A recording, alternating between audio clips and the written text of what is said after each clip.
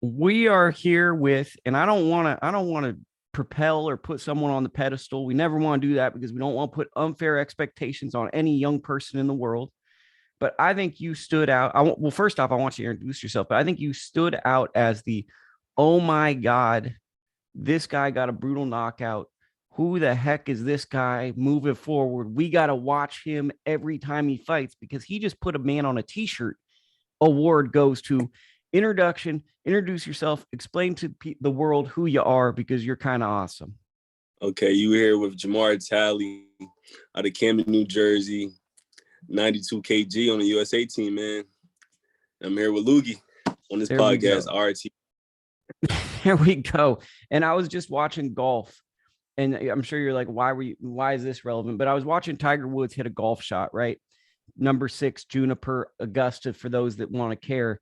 And it almost goes in the hole. And I was watching your knockout, and I'm not trying to equate what you did to Tiger Woods, but the way people reacted, it reminded me of how I reacted to seeing you knock someone out in an amateur competition because you caught him with the right. He was walking in super sloppy. You're looking to catch him with the smoke left hook. Down goes Frazier. He's not even there for the smoke and Joe left hook. Talk me through this reaction and all of that, because that must be one of the coolest moments you've ever had to do that. Yes, it was one of the third or fourth person I knocked out before. So, just setting that up. I seen that. I noticed when we was in there that he was a little faster, to the punch. He was a little faster.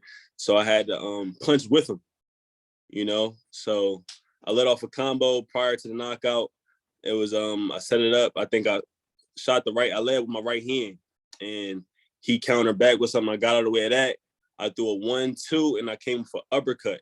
Once I see how he reacted to the uppercut, like how his body took it, I knew like, okay, I'm gonna set him up for something. I'm gonna lead him in. So I didn't know that he was going to just keep coming forward. I thought he would have, backed off, try to, just box on the outside, but he came right in. So then that's when you see me in the video. I stepped back, I put my hands up, high guard, and I wait for him to throw something. So he threw his jab out. I just jabbed with him, but I came offline and came back with the right hand, and that was it right there.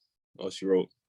Okay. It was exciting, and from there I knew like everybody in the tournament and also in other countries, would expect like, okay, we got to be on the lookout for this guy now, So it was a great moment.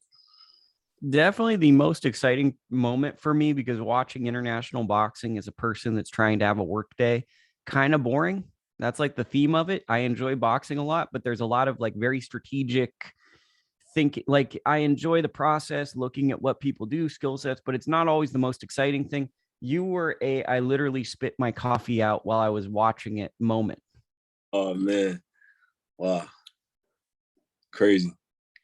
Yeah, I wish we had the ESPN camera like Tim Bradley and Andre Ward when you have the knockout of me just sitting there. That would be really embarrassing.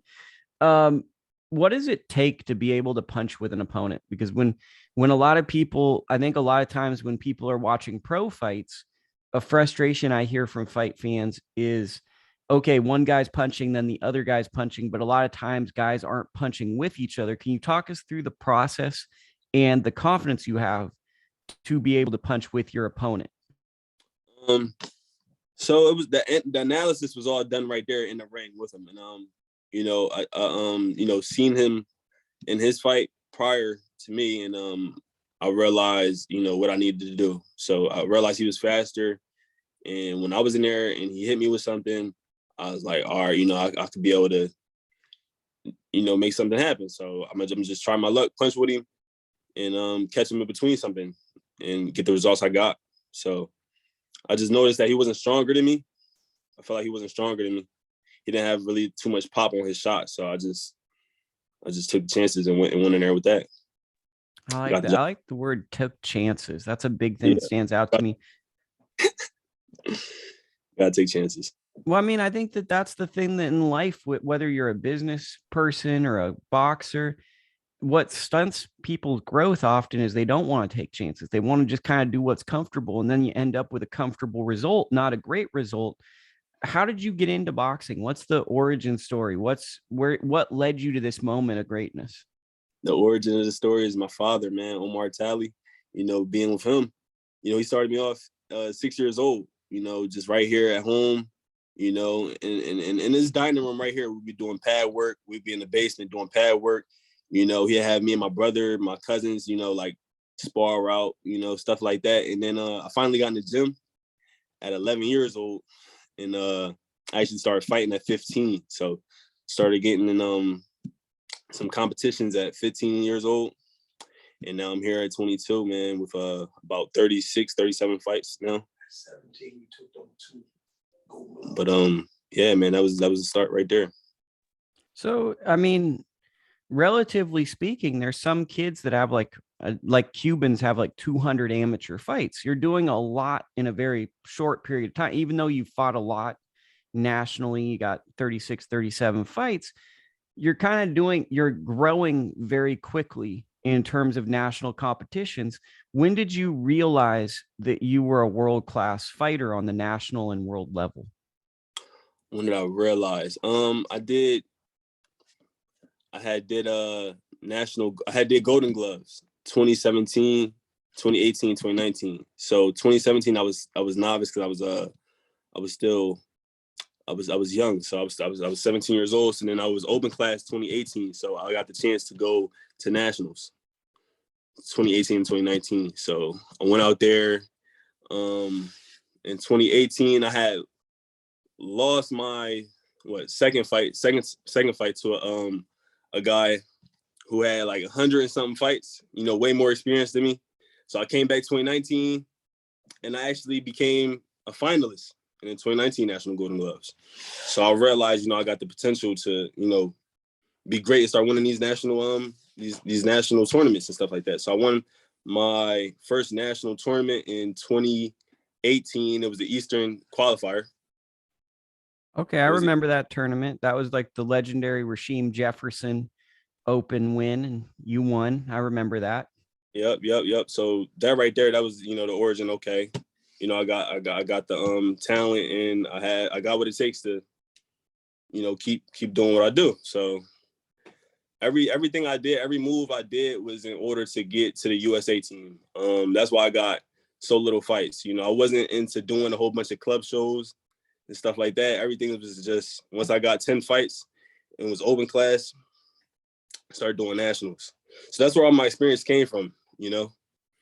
A lot of guys, they got like 50, 60 fights. They got all that experience around this age. But me, I just learned on the job. But I think also, like, I'm not a rocket scientist and I don't pretend to be one, but I think if you try to jump into your local smoker or club show, a lot of guys are going to pull out once they find who you are because you've got this experience and you got power. I think part of the problem is a lot of times people get a lot of experience from the ages of 8 and 12 locally, but as you get better and better, it's hard to get matched because everyone either spars you, knows you, or they're not willing to fight you. Like, that's another unspoken rule. Right.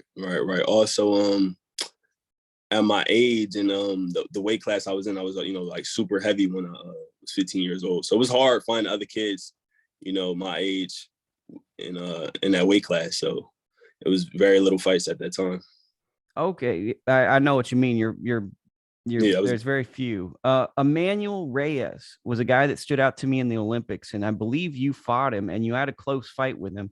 What was that experience like? Because many people, and so myself included, thought he gave, forget if it was the Cuban who I don't really like, who just does weird stuff like pulling straight back. He rocked him in his fight.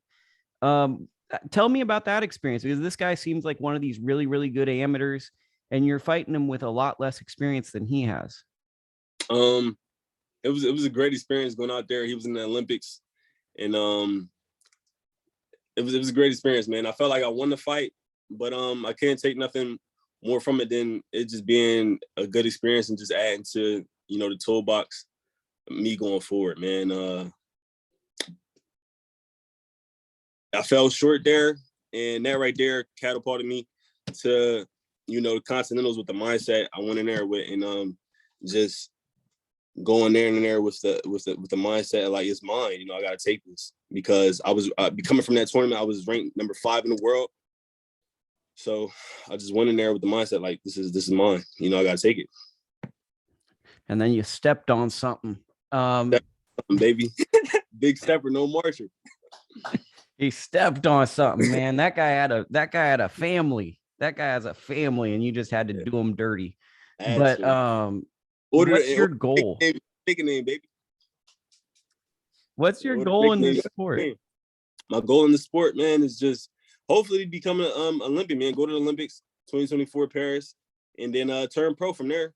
You know, I just want to have. That's why I'm building my resume up. You know, that's why I didn't turn pro yet. I can turn pro right now, but why would I do that? You know, I don't have that resume.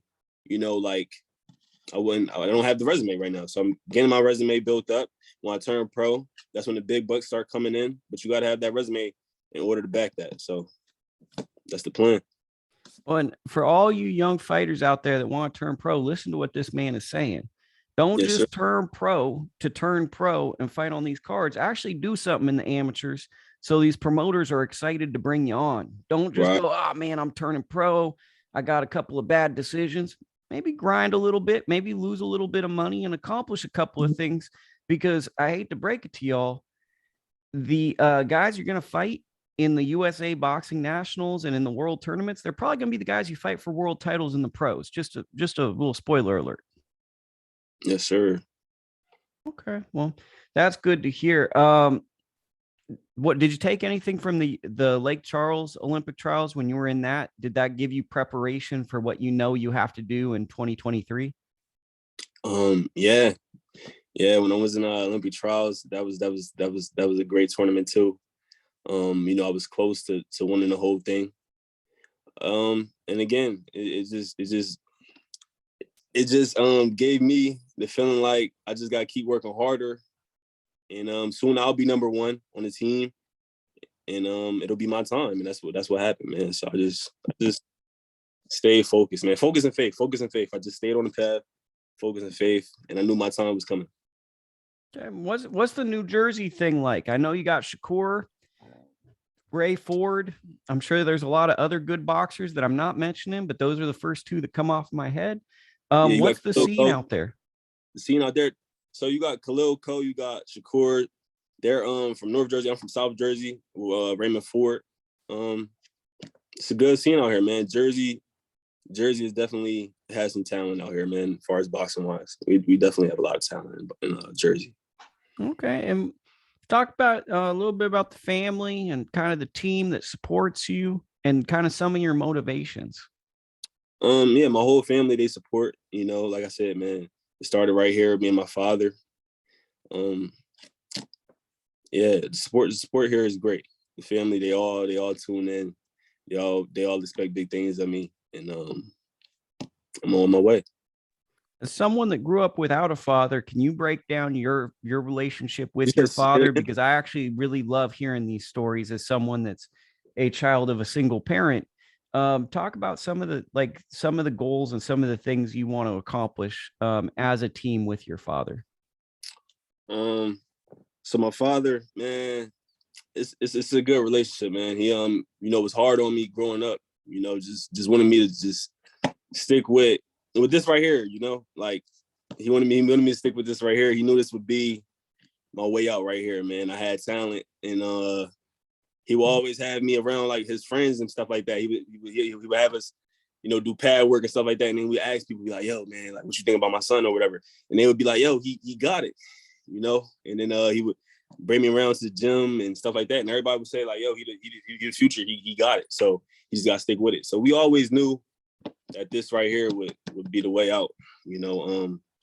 He definitely installed a lot into me, a lot of time. I got my mother and my father here, you know? It's a good thing to have two people in your corner, you know, two parents. So it means a lot. For sure. That's huge. I think motivation's a huge thing as you move forward, right? I think what is your why is a big thing, because I think that as you become more successful or you achieve what you want, that whether the materialistic goals, whether the accolades, they're not going to be as meaningful as like your own inner drive to be great. Like we see that with all great athletes. It's like to be a Muhammad Ali, to be one of these great athletes, you have to channel something deeper. And I guess that's what I like to always ask young fighters is like, what do you do this for?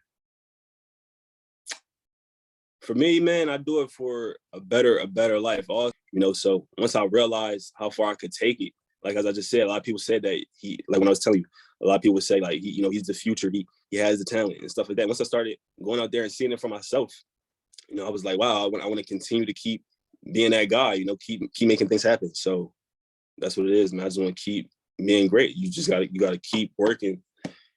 It's building blocks. You gotta keep putting in work, keep putting in work to get where you want to go. You know, you want to stay that guy. You want to keep being great. Give me a good gym story. A good gym story? Yes, sir. Like what? Like what gym? Like what kind of story? I mean, this always stumps every guest, right? Because I always throw this, but like you've spent a good portion of your life in boxing gyms. From my experience being in boxing gyms, there's tons of crazy things that happen over the course of a year. And more than often, people never share these stories other than just when you're sitting in a boxing gym, kind of reminiscing. So let's preserve a gym story or two this time that was just kind of either humorous or notable or just something bizarre that can kind of, I don't know, it's just notable. Just notable. Well, I think I got a lot of stories, man. I would say this. I was about 14, 15 years old, right? And my coach, my trainer, Coach Chris, he took me over there in Philly. He took me to Philly to spar Darmani Rock, if you know who Darmani Rock is. I do. I remember fought my man Marlon Moore. Yeah, I was like 14, 15 years old at the time. You know, I was a big kid, you know. So he took me over there to see if I had heart. He took me over there to see heart, to see if I had heart. So me and Darmani, we did about 4 rounds. And this guy is about, I don't know how tall he is, but he was about 280 or something. Man, big boy. So we in there, man, we going, you know, I'm trying, you know, giving it all I got. He didn't take any, like he was about 19 or so at the time, you know, like I just told you how old I was at the time. He did not hold back at all. You know, I was bloody, man, shirt drenched in blood. And I'm like I said, man, some people would say, you know, that's a kid or whatever. And at the same time, man, this sport it's a man's sport. You feel me? So it is what it is. So I look at today's time, and a lot of fathers and trainers be like, oh, wow, this kid had about 5 pounds, 10 pounds, or he about 3 years older than this guy. I'm looking back and I'm like, man, back when I was younger, man, none of that even mattered. You know, like you get in there, and you do what you got to do. You know, it's a man's sport. It's not meant to be any pussyfooting around. You know? I've been looking at like the old school guys because of the Joe Louis and the Ray Robinsons, just because I'm an old head. And if you look, they fought every 3 weeks. Sometimes they were fighting and it's like, I look at some of these modern fighters where it's like, I'm fighting once a year. And you look at like Joe Louis, he's like fighting every month or two. And there is something to be said. Like this is like basically going to war, and you kind of got to be crazy and you got to be really down. You can be as skilled as you want, but if you're not down, there's a big issue. Mindset. And so after we sparred into those 4 rounds, how I knew it was like a crazy sparring match, his father had gave me his he was like, because I was in New Balances. I was sparring in New Balances. So his father was like, you don't got no boxing shoes? He's like, I was like, nah. I don't got none right now. So then he told him, he's like, go get him them shoes you just got. So he gave me the Nike KOs. He gave me his pair of Nike KOs he had. And he gave me like $20 with that. And I was like, damn, this sparring session, you know, was crazy. It was like, you know, a real life fight. For him to do that, it was crazy, man. So that was a good story. That was a good highlight. One of my highlights. How good was Darmani when he was in his like Olympic run? Like, what would you say was his biggest elite trait? That was around that time. He had a beautiful jab, fast jab, snapping it. You know, I was trying to find a way around that. Yeah, it was good work that day, man, for sure. It's a good story. Who do you watch a lot of tape on? Truthfully, I would say like old fighters, but I don't I don't watch too many, you know. Like I'm not gonna sit here and say I watch boxing all like that. You know, I be in the gym myself. You know, I'm around a lot of boxers. So, you know, I'm right there in the field with it. So I'm not gonna sit here and say I do a lot of film study. I need to, I know, but as of right now, I really don't. So Okay, you're sounding like Uncle Lukey. I'm like, I'll watch fight night and I'll go to gyms and I'll watch like a media workout to see where people's distance are. But I mean, boxing is getting to a point with me where I love highlighting young fighters, but it's not very relaxing. It's very much work. So it's like, if I don't have to put it on, it's like I got other interests. So I get where you're coming from. right. So and then even though, you know, like I said, being in them settings and the gym settings and stuff like that, I pick up things right there off of different fighters, you know, and add that to my arsenal too, you know. What's the hardest fight of your career so far? The hardest fight of my career. The hardest fight I had so far. Mm-hmm. I would say when I was it was in 2019 National Golden Gloves. It was my finalist. Yeah, dude was like, I was boxing. Dude was trying to bang out and just use all power. So, you know, I was just trying to use my ring generalship.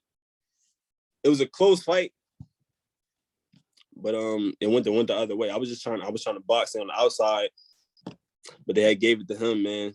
And I think that was from like aggression and moving forward. So I actually picked up those traits too. I added that to my, like, I need to be like more aggressive. You know, this is what they want to see. Because like I said, I only got a handful, you know, like a couple fights. So the more I got in there, I started adding in, okay, this is what I need to do. This was to be what they're looking for, you know, and all dictated what my style is now. And I think that fight was against Tati Mackaya. Does that sound yeah, right? Yep.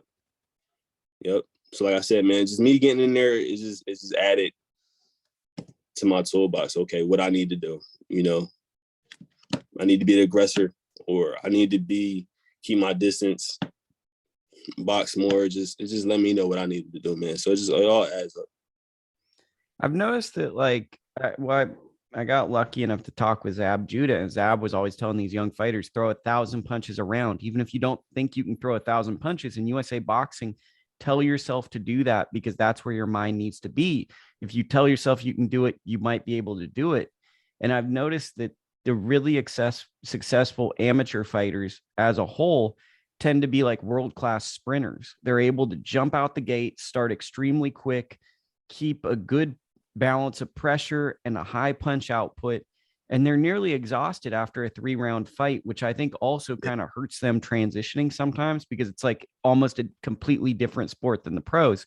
Would you say that's a fair take on amateur boxing? That's a fair take, because you know, when you turn pro, you're looking to slow things down. You know, you in it for the long haul. It's but 12 rounds, you know, so you don't need to go out there in a sprint. You know, you pick it up as it go along. So definitely, for sure, you know, with international boxing, you know, how they train us is like to throw punches within every 5 seconds, every 2 seconds. We just setting something back up, you know, feinting, you know, and getting right to it. You know, using a lot of feints, using a jab, you know, probing with the jab, you know, just setting things up. Okay. And how relevant would you say power, or how important is power in amateur boxing compared to how you view power in pro boxing?